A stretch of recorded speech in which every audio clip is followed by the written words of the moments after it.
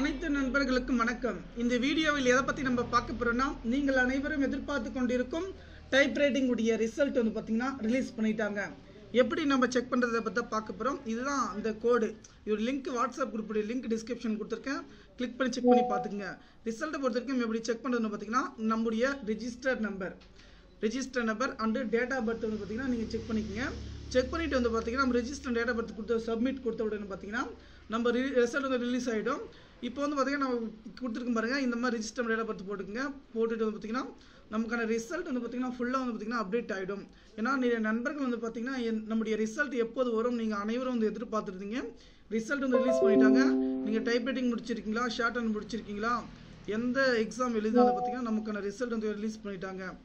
Okay friends, கண்டிப்பாக அந்த தகவல் வந்து உங்களுக்கு பயனுள்ளதாக இருந்துச்சுன்னா நண்பர்கள் ஷேர் பண்ணுங்கள்.